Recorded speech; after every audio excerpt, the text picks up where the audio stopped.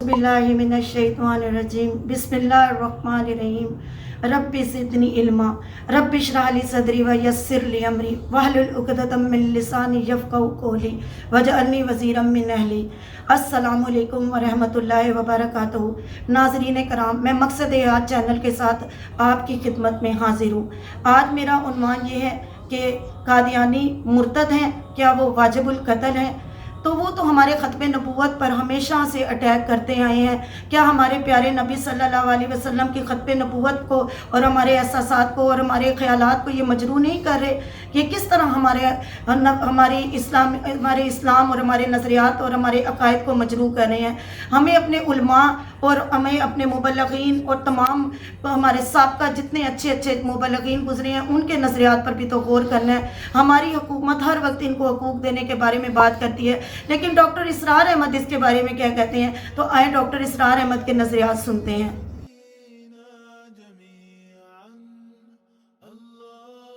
किसी ने दावा किया नबूवत का तो वो कज़्ज़ाब, दज्जाल, झूठा, काफिर, और जिस किसी ने भी उसकी तस्दीक की उसको बांध लिया वो भी दायरा इस्लाम से खारिज, मुर्तद। ये कानूनी अहमियत है, कानूनी अहमियत है। कोई शख्स मुसलमान रहा या नहीं रहा, ये तो बड़ा अहम मसला है, कानूनी मसला है। उसकी बीवी का उससे निकाह जो है वो खत्म हो गया अगर उसने किसी हुजूर के बाद किसी नबी की नबूवत का इकरार कर लिया या खुद अपने नबी होने का दावा किया, वो फिर मुर्तद है, वाजिबुल कत्ल है।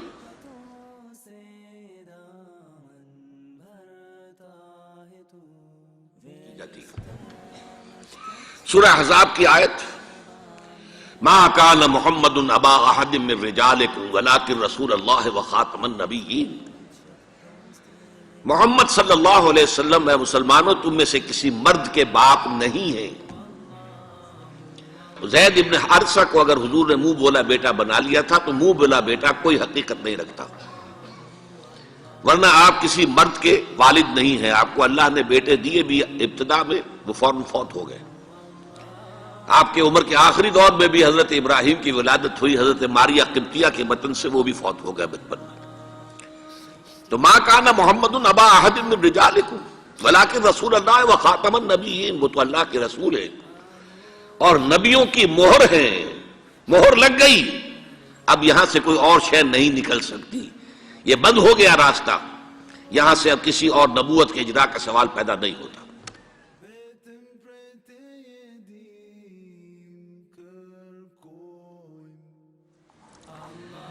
देखिए, एक जामे तिर्मिज़ी में रिवायत है हजरत सौबान से रजी अल्लाह तआला अन्हु। हुजूर ने फरमाया, इन्नहु सयकूनु फी उम्मती सलासूना कज़्ज़ाबूना कुल्लुहुम यज़अमु अन्नहु नबिय्युन व अना खातमुन नबिय्यीन ला नबिय्य बादी। आपने फरमाया मेरी उम्मत में 30 अफराद ऐसे उठेंगे जो दज्जाल होंगे, कज़्ज़ाब होंगे, झूठे होंगे।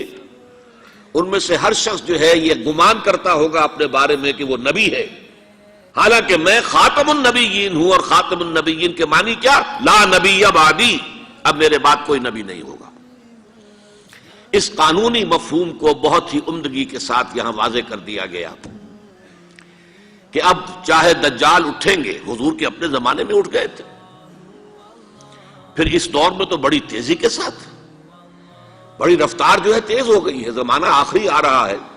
वो 30 की तादाद अब जो है पूरी होनी है। बहाउल्लाह ईरान में उठा, गुलाम अहमद कादियानी हिंदुस्तान में उठा। अभी आपके यहां एक यूसुफ साहब थे, उनको वैसे ही एक शख्स ने गोली मार दी है साहिवाल जेल में, वरना वो भी कहते थे मैं मोहम्मद हूं सल्लल्लाहु अलैहि वसल्लम, माअज़ल्लाह सुम्मा माअज़ल्लाह सुम्मा माअज़ल्लाह। पिछले दिनों खबर आई थी कि मुल्तान में किसी ने नबूवत का दावा कर दिया है, वो गिरफ्तार किया गया, उस पर मुकदमा चल रहा है। तो यहां हुजूर ने फरमा दिया कि 30 होंगे ऐसे अफराद मेरी उम्मत में से कि जो दावा करेंगे वो झूठे होंगे, कज़्ज़ाबून, और जो दावा करेंगे नबूवत का, हालांकि मैं खातमुन नबिय्यीन हूं और मेरे बाद कोई नबी नहीं। दूसरी हदीस है یہ حضرت ابو ہریرہ سے ہے رضی اللہ تعالیٰ عنہ، اور یہ سنن ابی داؤد میں ہے۔ لا تقوم الساعۃ، حضور نے فرمایا قیامت قائم نہیں ہوگی حتی یخرج 30 دجالون، جب تک کہ 30 دجال ظاہر نہ ہو جائیں، کلہم یزعم انہ رسول اللہ، جن میں سے ہر شخص یہ کہے گا اور سمجھے گا کہ میں اللہ کا رسول ہوں۔ یہ دو حدیثیں ہیں لا نبی بعدی کے مفہوم کے اندر، قانونی مفہوم جو ختم نبوت کا یہ مفہوم ہے کہ آپ کے بعد کوئی نبی نہیں۔ دوسری حدیث سنیے، اس میں تکمیل نبوت کا تصور آ رہا ہے، بڑی پیاری حدیث ہے، حضرت ابو ہریرہ رضی اللہ تعالیٰ عنہ سے مروی ہے، اور اس حدیث کی سند بہت قوی ہے، متفقون علیہ، بخاری اور مسلم دونوں میں۔ حضور فرماتے مثلی و مثل الانبیاء، میری اور سابقہ انبیاء کی مثال ایسے ہے کہ مثل قصر، ایک ایسا محل کسی ہے، احسن بنیانہ، جس کی تعمیر بہت عمدہ کی گئی، بہت شاندار قصر تعمیر کیا گیا، وَتَكَ مِنْهُ مَوْضَعَ لَبْنَةٍ، لیکن ایک اینٹ کی جگہ چھوڑ دی گئی، ایک جگہ پر رکھنا چھوڑ دیا گیا، وہ کمی ایک تھی کہ جو اس کے اندر باقی تھی۔ فَطَافَ بِهِ النَّظَارُ يَتَعَجَّبُونَ مِنْ حُسْنِ بُنْيَانِهِ، تو اس محل اور قصر کا طواف کرتے تھے لوگ، ارد گرد گھومتے تھے اور بہت تعجب کرتے تھے، کتنی شاندار عمارت ہے، کتنی عظیم عمارت ہے، کیسا عالیشان محل تعمیر کیا گیا ہے۔ الا موضع تلک اللبنہ، سوائے اس ایک اینٹ کی کمی کے جو انہیں عجیب محسوس ہوتی تھی کہ یہ ایک اینٹ کی کمی کیوں رکھ دی گئی۔ اب حضور فرماتے فکنت انا، وہ اینٹ میں ہوں، صدقت موضع اللبنۃ، میں نے اس اینٹ کے رکھنے کو پورا کر دیا ہے۔ ختم بی البنیان، میرے ذریعے سے قصر رسالت کی تکمیل ہو گئی ہے، وختم بی الرسل، اور میرے ذریعے سے مجھ پر رسالت کا اختتام ہو گیا۔ اب یہاں محل اور محل میں ایک کمی اور اس کمی کا آپ کے ذریعے سے پورا ہو جانا، یہ ہے تکمیل نبوت و رسالت کا معاملہ۔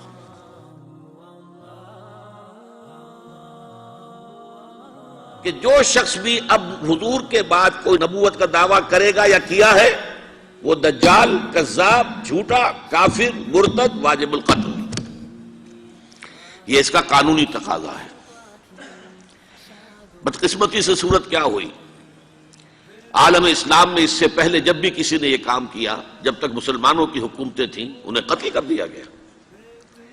آپ کو معلوم ہے کہ حضور کے فوراً بعد جو کھڑے ہو گئے تھے مسیلمہ کذاب اور بڑے بڑے مدعیان نبوت، ان کے خلاف جہاد کیا گیا، ان کو قتل کیا گیا، تہہ تیغ کیا گیا۔ بہاءاللہ ایران میں اٹھا تو وہاں چونکہ بہرحال مسلمانوں کی حکومت تھی، قتل کر دیا گیا۔ اب بھی کوئی بہائی ایران میں نہیں رہ سکتا، سب وہاں سے بھاگ چکے ہیں، کوئی نہیں رہ سکتا، کوئی وہاں آئے گا تو قتل کر دیا جائے گا۔ لیکن یہاں معاملہ یہ تھا کہ انگریز کی حکومت تھی، انگریز کی حکومت میں ہر شخص کو کھلی چھوٹ تھی۔ اکبر الہ آبادی رحمت اللہ علیہ نے بڑے خوبصورت الفاظ کے اندر وہ نقشہ کھینچا ہے، گورنمنٹ کی خیر یارو مناؤ، گلے میں جو آئیں وہ تانے اڑاؤ، کہاں ایسی آزادیاں تھی میسر، ان الحق کہو اور پھانسی نہ پاؤ۔ اگر اسلامی حکومت ہوتی، مسلمان حکومت ہوتی، چاہے اعلی معیاری اسلامی حکومت نہ بھی ہوتی، مسلمانوں کی حکومت ہوتی، تو جس نے ان الحق کہا منصور، وہ سولی چڑھا دیا گیا یا نہیں؟ جس نے نبوت کا دعویٰ کیا وہ قتل کر دیے گئے کہ نہیں؟ انگریز کی حکومت تھی، گورنمنٹ کی خیر یارو مناؤ، گلے میں جو آئیں وہ تانے اڑاؤ، خدائی کا دعویٰ کر دو، نبوت کا دعویٰ کر دو، رسالت کا دعویٰ کر دو، کوئی پوچھنے والا نہیں، کوئی پکڑنے والا نہیں، کسی دارو گیر کا کوئی اندیشہ ہی نہیں۔ کہاں ایسی آزادیاں تھی میسر، ان الحق کہو اور پھانسی نہ پاؤ۔ اسی زمانے میں ایک واقعہ یہ ہوا تھا، غلام احمد قادیانی نے ایک دعوتی خط لکھا کابل کے حکمران، اب میں بھول رہا ہوں کہ وہ امیر دوست محمد خان تھے یا امیر عبد الرحمن خان تھے، ان دونوں میں سے کسی کے سامنے وہ خط پہنچا، جیسے کہ حضور نے خطوط بھیجے تھے قیصر کو، کسریٰ کو، تو اس کو بھی شوق چرایا کہ میں بھی تو اب نبی ہوں، نبوت کا دعویٰ کر چکا ہوں، تو مجھے پڑوس کا ملک جو ہے افغانستان، وہاں کے بادشاہ کو دعوت دینی چاہیے کہ وہ مجھ پر ایمان لائے۔ جب وہ خط وہاں پہنچا ہے تو امیر کابل نے اسی خط پہ 2 الفاظ لکھ دیے اور واپس کر دیا۔ الفاظ کیا تھے؟ این جا بیا، یہاں آؤ ذرا اور یہاں آ کر تم دعویٰ کرو نبوت کا۔ یہ تم انگریز کی چھتری تلے بیٹھے ہوئے دعوے کر رہے ہو، انگریز کے سائے تلے جو ہے، اور انگریز جو ہے تمہیں سپورٹ کر رہا ہے، تم نے جہاد کو جو ہے ختم کر دیا، دین کے لیے حرام ہے اب دوستو قتال، حرمت قتال۔ انگریز کو اور کیا چاہیے تھا؟ گلیڈسٹن نے، جبکہ وہ وزیر اعظم تھا برطانیہ کا، اس نے کہا تھا اپنی پارلیمنٹ میں، قرآن کو لہرا کر، جب تک یہ کتاب دنیا میں موجود ہے امن قائم نہیں ہو سکتا۔ یہ تو جہاد اور قتال کی بات کرتی ہے۔ تو ان کو اور کیا چاہیے تھا کہ اگر کوئی اس قتال کو ختم کر دے، منسوخ کر دے، اور مسلمانوں میں سے جذبہ جہاد اور قتال فی سبیل اللہ کو نکال دے، تو اس سے بڑی اور کیا خدمت ہوگی؟ لیکن یہ کہ اگر تمہیں یہ دعوت دینی ہے تو ذرا یہاں آؤ، ای جا بے آ، یہاں آ کے یہ دعوت دو مجھے، تاکہ تمہارے 14 طبق روشن ہو، تمہیں معلوم ہو کہ اس دعویٰ کرنے کا مطلب کیا ہے۔ لیکن ایک بات میں اب آپ سے عرض کر رہا ہوں، ہم پر اللہ کا بڑا کرم ہوا تھا، اس میں کوئی شک نہیں۔ اس ملک میں 1974 میں جو فیصلہ ہوا قادیانیوں کے غیر مسلم اقلیت قرار پانے کا، وہ واقعہ یہ ہے کہ بہت ہی مبارک فیصلہ تھا۔ اس کے لیے تحریک جو اٹھی وہ بھی بہت ہی عمدہ تھی، بہت پرامن تھی، بہت منظم تھی۔ مولانا سید محمد یوسف بن نوری رحمۃ اللہ علیہ اس کے قائد تھے۔ کوئی سیاسی لیڈر جو ہے اس میں نمایاں نہیں تھا، خالص دینی تحریک تھی۔ پھر اس وقت ہمارے ہاں حکمران ذوالفقار علی بھٹو، حالانکہ خالص سیکولر ذہن کا آدمی، اور قادیانیوں نے اسے سپورٹ کیا تھا 1970 کے الیکشن میں۔ قادیانی سمجھتے تھے وہ تو ہمارا اپنا آدمی ہے، لیکن اللہ تعالیٰ نے اس کے ہاتھوں لیکن بہترین طریقے سے، جس پر اعتراض کیا ہی نہیں جا سکتا، پارلیمنٹ کے ذریعے سے فیصلہ کرا۔ کوئی آرڈیننس نہیں تھا، کوئی حکم جو ہے، فرمان جو ہے وہ ایشو نہیں ہوا تھا، پارلیمنٹ کے ذریعے سے۔ اور پارلیمنٹ کی ایک کمیٹی بنائی گئی جس میں کہ موقع دیا گیا کہ قادیانیوں کے سربراہ بھی آ جائیں، لاہوریوں کے سربراہ بھی آ جائیں۔ یہ دونوں سیکٹ جو ہیں قادیانیت کے، پہلے قادیانی تھے، اب وہ ربوائی ہیں، ربوے والے ہیں۔ لاہوری جیسے پہلے لاہوری تھے، آج بھی لاہوری ہیں۔ ان دونوں کے سرکردہ لوگوں نے آ کر وہاں پر اس کمیٹی کے سامنے پیش ہو کر بیانات دیے اور کہا، کھل کر کہا۔ ناصر احمد اس وقت جو ہے خلیفہ تھا ان کا، مرزا طاہر احمد کا غالباً بڑا بھائی مرزا ناصر احمد۔ انہوں نے کہا ہم نبی مانتے ہیں، غلام احمد قادیانی کو ہم نبی مانتے ہیں، ڈنکے کی چوٹ کہا۔ لہذا اس کے بعد پارلیمنٹ نے فیصلہ کیا یہ غیر مسلم ہے، اور صحیح فیصلہ کیا۔ لیکن یہ فیصلہ ادھورا ہے، یہ بات آج میں پہلی مرتبہ کہہ رہا ہوں، اسے نوٹ کر لیجیے۔ قادیانیت کے فتنے کو کوئی گزند نہیں پہنچا ہے ان کے غیر مسلم قرار دیے جانے سے۔ وہ فتنہ جوں کا توں پنپ رہا ہے، جوں کا توں پھیل رہا ہے، جوں کا توں وہ اپنے سرطان کی جڑیں پھیلا رہا ہے ہمارے معاشرے میں۔ اور ویسے یہ کہ عالمی سطح پر انہیں بڑی سرپرستی حاصل ہو گئی ہے، پوری دنیا جو ہے، مغربی دنیا، وہ ان کی سرپرستی کر رہی ہے۔ لیکن یہ کہ اندرون ملک بھی اس فتنے کا قلع قبا اگر ہو سکتا تھا تو صرف اس وقت جبکہ اس فیصلے کا جو قانونی اور منطقی تقاضا ہے وہ بھی پورا کیا جاتا، اور وہ یہ کہ مرتد کو قتل کی سزا دی جاتی۔ اسلام میں مرتد کی سزا قتل ہے۔ وہی میں نے آپ سے عرض کیا، حضرت ابوبکر صدیق کے زمانے میں کیوں قتال کیا گیا، اور جتنے بھی لوگوں نے نبوت کے دعوے کیے انہیں کیوں قتل کیا گیا ہمیشہ اسلام کی تاریخ میں۔ لہذا مرتدین کی سزا، سزائے قتل جب تک نافذ نہیں ہوگی، اس فتنے کو کوئی گزند نہیں پہنچے گا۔ بلکہ وہ تو اپنے آپ کو مظلوم سمجھتے ہیں اور مظلوم کی حیثیت سے پیش کرتے ہیں۔ اور ظاہر بات ہے کہ وہ سارے شاعر، چاہے آپ آرڈیننس نافذ کر لیں، لیکن ان کے جمعے کی نماز ہوتی ہے۔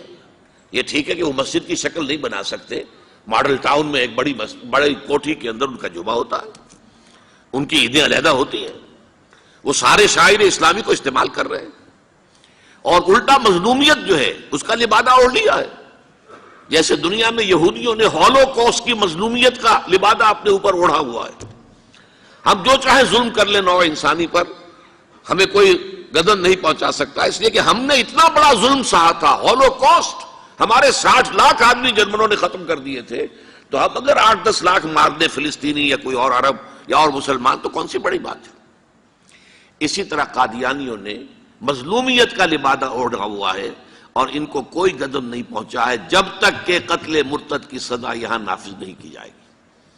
اس میں یہ ہونا چاہیے تھا کہ جس روز میں یہ فیصلہ ہوا، ڈکلیئر ہو جاتا ساتھ ہی، اب تک کے جو قادیانی ہیں آج کے اس تاریخ سے فیصلے سے پہلے وہ تو اقلیت قرار پائیں گے، انہیں قتل نہیں کیا جائے گا، لیکن اس فیصلے کے نفاذ کے بعد جو شخص بھی قادیانیت اختیار کرے گا اس پر قتل مرتد کی سزا، اس کی حد جاری کی جائے گی۔ آخری شریعت کوئی آنے والی اور نہ لانے والا، آخری شریعت کوئی آنے والی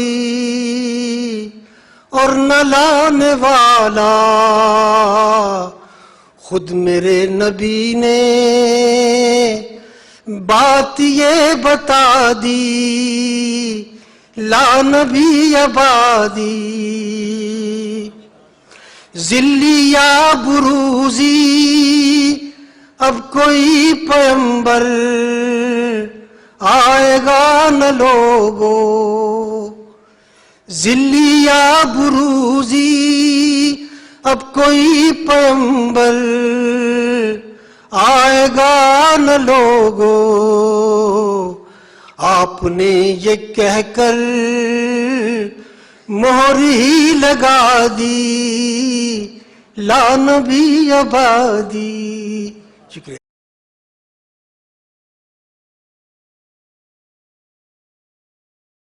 دیکھیں ناظرین، ڈاکٹر اسرار احمد جو کہ ایک اچھے مبلغ اور کتنے قابل شخصیت کے مالک تھے، انہوں نے قادیانیوں کے بارے میں کیا کہا۔ اب اس کے بعد کچھ کہنے کی گنجائش رہتی ہے؟ اب ہمیں تمام رستے خود ہی ہمیں سامنے نظر آ رہے ہیں کہ ہمیں قادیانیوں کے بارے میں کیا خیالات اور کیا احساسات رکھنے چاہیے۔ تو بس میری یہی دعا ہے کہ ہمارے تمام حکمرانوں کو بھی اس کی توفیق ہو کہ اللہ تعالیٰ ان کو راہ ہدایت دکھائے۔ آمین یا رب العالمین۔